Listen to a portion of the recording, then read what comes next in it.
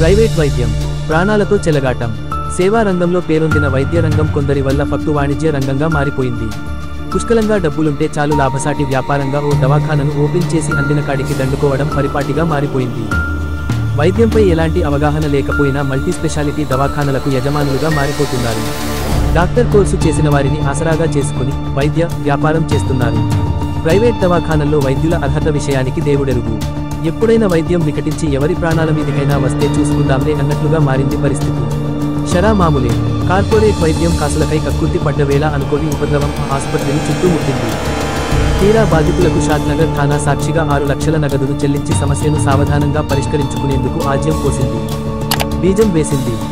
రంగారెడ్డి జిల్లా కేశంపేట మండలం కొనాయపల్లి గ్రామ పంచాయతీ లచ్యతండాకు చెందిన సామ్యనాయక్ అనే వ్యక్తిగత 3 రోజుల క్రితం అనారోగ్య సమస్యతో బాధపడుతూ చికిత్స నిమిత్తం షాద్నగర్ బస్టాండ్ సమీపంలోని బాలాజీ మల్టీ స్పెషాలిటీ ప్రైవేట్ ఆసుపత్రిలో చేరాడు. 3 రోజులుగా చికిత్స పొందుతున్న సామ్యనాయక్ పరిస్థితి విషమించడంతో మృత్యువుడికి చేరాడు. వైద్యం వికటించి వ్యక్తి మృతి చెందిన ఘటనతో అప్రమత్తమైన సిబ్బంది మృతుడి కుటుంబ సభ్యులకు ఎలాంటి సమాచారం ఇవ్వకుండా గుట్టు చప్పుడు కాకుండా డెడ్ బాడీని షిఫ్ట్ చేయాలని డిసైడ్ అయ్యి ప్రభుత్వ ఆసుపత్రికి తరలించింది. పరిస్థితులను చక్కదిద్దుకునే క్రమంలో చోటు చేసుకున్న నాటకీయ పరిణామాలు వారి పాలిట గ్రహపాటిగా మారాయి. అర్ధరాత్రి బాలాజీ ఆసుపత్రి ఘనమైన నిర్వాహకాన్ని పసిగట్టిన మృతుడి కుటుంబ సభ్యులు సిబ్బంది తీరుపై పలు అనుమానాలు వ్యక్తం చేస్తూ హాస్పిటల్ ముందు బైఠాయించి ఆందోళనకు దిగారు. ఆసుపత్రి సిబ్బంది నిర్లక్ష్యంతోనే సామ్యనాయక్ చికిత్స పొందుతూ మృతి చెందడని, వారికి ఎలాంటి సమాచారం ఇవ్వకుండానే మృతదేహాన్ని ప్రభుత్వ ఆసుపత్రికి తరలించడం ఏంటని మీడియా ముందు తమ గోడు వెళ్లబుచ్చుకున్నారు. అర్ధరాత్రి ఆందోళన చేస్తున్న క్రమంలో సంఘటన స్థలానికి చేరుకున్న పోలీసులతో ఆసుపత్రి వ్యవహార శైలిని వివరిస్తూ తమకి న్యాయం చేయాలని వేడుకున్నారు. ఇదే క్రమంలో శంషాబాద్ ట్రాఫిక్ ఏసీపీ నాగభూషణం సైతం ఆసుపత్రి వద్దకు చేరుకుని ఆందోళనకారులతో పరిస్థితిని ఆరా తీశారు. ఆగ్రహంతో ఆసుపత్రిపై ఎలాంటి దాడులకు పాల్పడవద్దని సూచించారు. అర్ధరాత్రి చోటు చేసుకున్న వ్యవహారంతో అలర్ట్ అయిన పోలీసులు ఉదయం ఆందోళన ఉధృతం అవుతుందేమోనన్న అటెన్షన్తో ఆసుపత్రి వద్ద భారీ బందోబస్తును ఏర్పాటు చేసి పరిస్థితులను తమ ఆధీనంలోకి తీసుకున్నారు. జరిగిన సంఘటనపై షాద్నగర్ పోలీస్ స్టేషన్లో పరస్పరం ఫిర్యాదులు చేసుకున్న నేపథ్యంలో ఇరు వర్గాల సభ్యులు, కుల పెద్దలు, వివిధ పార్టీల నాయకుల సమక్షంలో స్టేషన్లోనే పంచాయతీని పరిపూర్ణం చేస్తూ 2 లక్షల ఆసుపత్రి చెల్లింపులకు అదనంగా మరో 4 లక్షలు కలిపి 6 లక్షల రూపాయల మొత్తాన్ని బాధిత కుటుంబానికి ఇప్పించేందుకు రాజీ కుదిర్చి సావధానంగా మ్యాటర్ సెటిల్ చేశారు. చిన్న విషయాలకు నానా హైరానా చేసే ఉన్నతాధికారులు వైద్యం వికటించి వ్యక్తి మృతి చెందిన ఘటనలో చోటు చేసుకున్న నాటకీయ పరిణామాల నేపథ్యంలో తమ ఉద్యోగ ధర్మాన్ని ఏ రేంజ్లో నిర్వర్తిస్తున్నారు అనడానికి నేడు చోటు చేసుకున్న ఘటన సాక్షాత్కరిస్తూ కనుచూపు మేరలో కనిపించకపోవడం పొసగదు.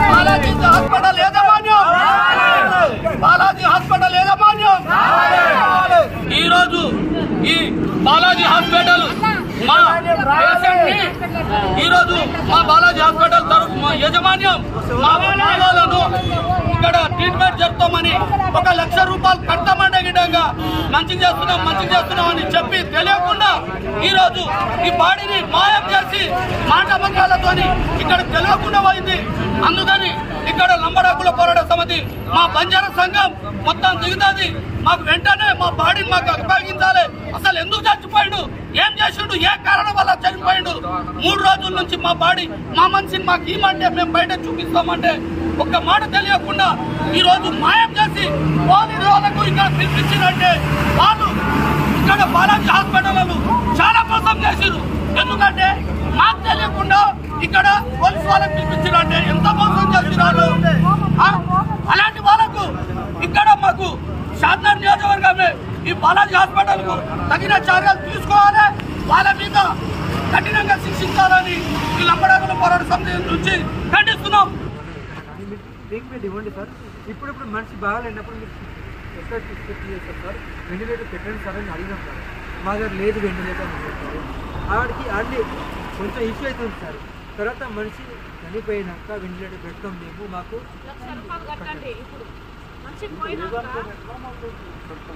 వాళ్ళు చనిపోయిన మనిషికి ఇట్లా కొట్టి నేను చూసినాను సార్, మనిషి లేడు సార్. వెంటిలేటర్ అప్పుడు పెట్టుకొని చిన్న పెట్టమంటారు సార్. బతికి ఉన్నప్పుడు పెట్టలేదు సార్ వాళ్ళు.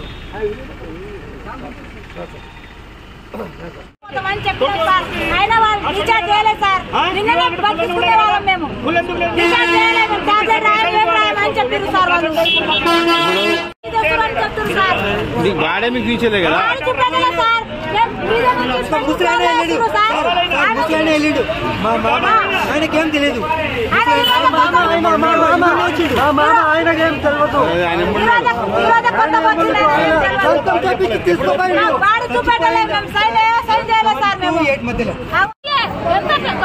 తీసుకుపోతామమ్మా అంటే వద్దు వద్దు వాళ్ళకంటే మేమే మంచి చూస్తాము మాకంటే వాళ్ళు ఎక్కువ చూస్తారా అన్ని బతిలాడినాము కాలు పట్టుకున్నాము ఏడ్చినాము మా పరిస్థితి బాగాలేదు మేము ఎక్కడైనా చూపించుకుంటాము అని చెప్పినాము ఇవ్వలేరు రక్త కణాలు తక్కువ ఉంది గుండె ప్రాబ్లం తక్కువ ఉందని వాళ్ళు చెప్పి ఆగిపిస్తారు కానీ ఇలా ట్రీట్మెంట్ చేయకపోతే హార్ట్ ప్రాబ్లం ఉందని ముందే చెప్పిన హార్ట్ ప్రాబ్లం ఉందని ముందే చెప్పిన ఆ మాట ఇప్పుడు వాళ్ళు చనిపోయిన తర్వాత చెప్పలేదంటారు చెప్పలేనప్పుడు ఈ రిపోర్ట్లు ఎందుకున్నాయి మీరే చూడండి సార్ మరి ఎందుకున్నాయి ఈ రిపోర్ట్లు గుండె ప్రాబ్లం కోసం ఉన్నాయా లేకపోతే దేనికోసం ఉన్నాయి చూడండి ఇవన్నీ రిపోర్ట్లు దేనికోసం ఉన్నాయి చూడండి నీకింత భయం లేనప్పుడు ఎందుకు దాక్కున్నావు మా మంచి చంపుకుంటాం చస్తుంటే మా మంచి మేము ఏమైనా చేసుకుంటుంటే నిన్న ఇచ్చేదుంటాను మంచిని మా పరిస్థితి ఇంతవరకు ఉందామా అని కాలు మొక్కినా ఇవ్వలేరు మరి ఈ రోజు ఏం చేసినా మళ్ళీ నేనేం చెప్పలేము ఏం చెప్పలేని మనిషి ఏమైనా ఉంటే నేను కాపాడుతా అన్నది కార్తీ ఉండా పద్దు మనిషి ఉండా అట్లా అన్నది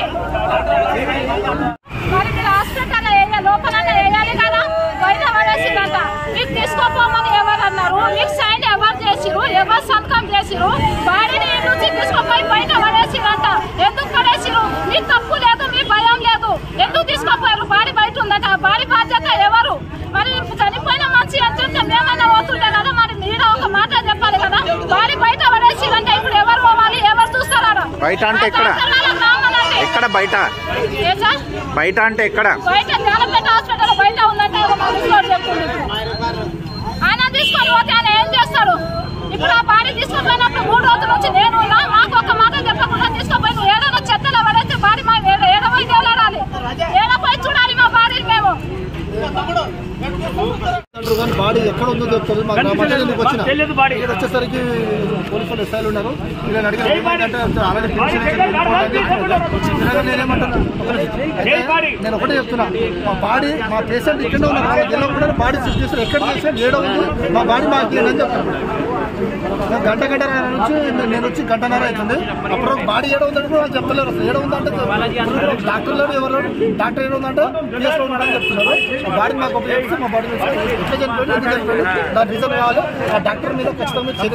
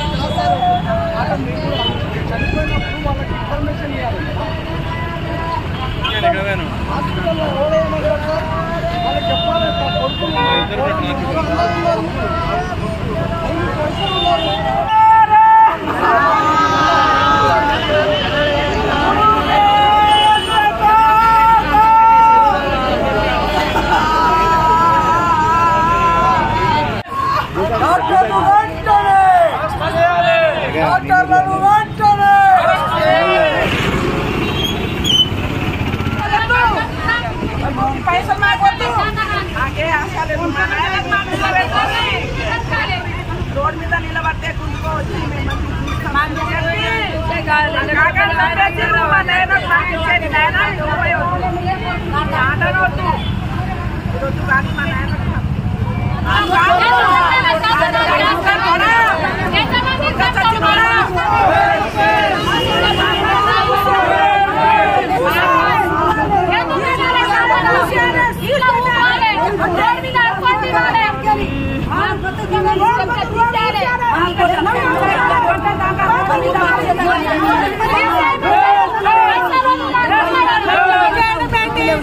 ఎందుకు చేశారు? దేనివల్ల మా శవాన్ని మాకు మంచి పెడుతుండే మేమేమన్నా నువ్వు డబ్బులు కట్టించుకుంటావు అన్ని చేస్తావు వేరే హాస్పిటల్ ఎందుకు చేస్తావు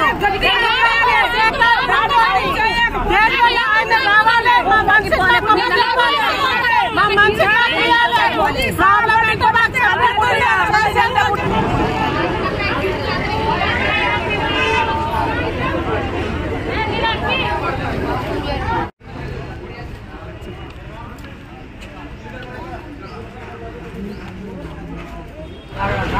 నిన్న రాత్రి కేశంపేట మండలం కేంద్రం కోనాయిపల్లికి చెందినటువంటి సామ్య అనే ఒక వ్యక్తి జ్వరం వచ్చిందని చెప్పేసి కుటుంబ సభ్యులు బాలాజీ హాస్పిటల్ తీసుకురావడం జరిగింది. శరీరం అడ్మిట్ చేసుకొని 14వ తేదీ అడ్మిషన్ చేసుకొని 16 రోజు డెడ్ బాడీ చనిపోయినాక ప్రభుత్వ ఆసుపత్రికి కుటుంబం సభ్యుల పర్మిషన్ లేకుండా తీసుకుపోయి దాంట్లో వేయడం జరిగింది. మరి ఇదెక్కడన్నా మేము ఒక్కటే అడుగుతున్నాం, ఎందుకు ఇట్లా అనవసరంగా రాద్ధాంతం చేసి హాస్పిటల్లో పేరు బదనాం చేస్తారు? మీకు వస్తే ట్రీట్మెంట్ చేయండి, లేకపోతే నోరు మూసుకొని ఊకోండి. చిన్న చిన్న దగ్గు సర్ది కాలు నొప్పి ఈ నొప్పులు చూసుకొని కానీ ప్రాణాలు తీసేక వరకు ఇచ్చారు. పాపం కూలి పని చేసుకునేట ఆయన ప్రాణాన్ని మీరు తీయడం మీకు న్యాయమేనా? ఈరోజు నువ్వు హాస్పిటల్ బంద్ పెట్టుకొని పోయినావు, ఇదెక్కడా? మేము చెప్తున్నాం పోలీసు అధికారులకు కూడా మేము చెప్తున్నాం, ఇసొంటోనికి మీరు సపోర్ట్ చేయకండి, ఇసొంటోళ్ళకు మీరు సపోర్ట్ చేయవద్దని చెప్తున్నాం.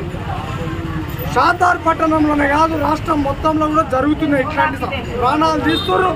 ఆందోళన చేస్తే ఏవో పైసలు మాట్లాడుతున్నారు, అది చేస్తారు, కానీ ఇది న్యాయం కాదు. శాశ్వత పరిష్కారం షాదార్ పట్టణంలో జరగాలి. ఏ ఆసుపత్రి కూడా ప్రాణం తీయకుండా చూడాలి. మీ నుంచి అయితే చేయండి, లేకపోతే లేదు. ఆ పేద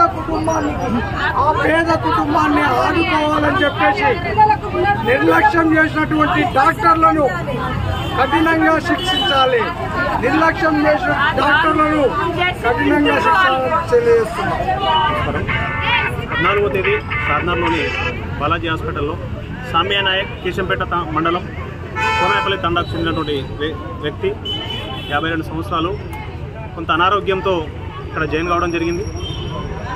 ఆరోగ్యం సహకరించకపోవడం, తర్వాత కొన్ని ఆయనకు లంగ్స్ కానీ లివర్స్ కానీ ఎక్కువ ఫెయిల్ అయి ఉండడం, దానికి డాక్టర్లు కూడా ట్రీట్మెంట్ చేయడం జరిగింది.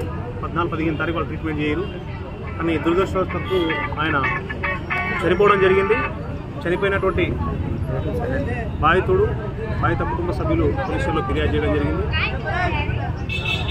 డాక్టర్లు చేసిన ట్రీట్మెంట్ చేసిరు, వాళ్ళంతా సామరస్యంగా ఉన్నారు. లోపల ఏం జరిగింది? అంటే కేసు అయిందా లేకపోతే ఏమైనా సెటిల్మెంట్ అయిందా? వాళ్ళు కంప్లైంట్ ఇచ్చారు, సెటిల్మెంట్ అనేది ఏం లేదు. కంప్లైంట్ ఇచ్చిన తదుపరి చర్యలు ఏముంటాయి? చర్యలు అంతేకాదు, కంప్లైంట్ ఇచ్చారు. కంప్లైంట్ ఎవరు ఇచ్చారు?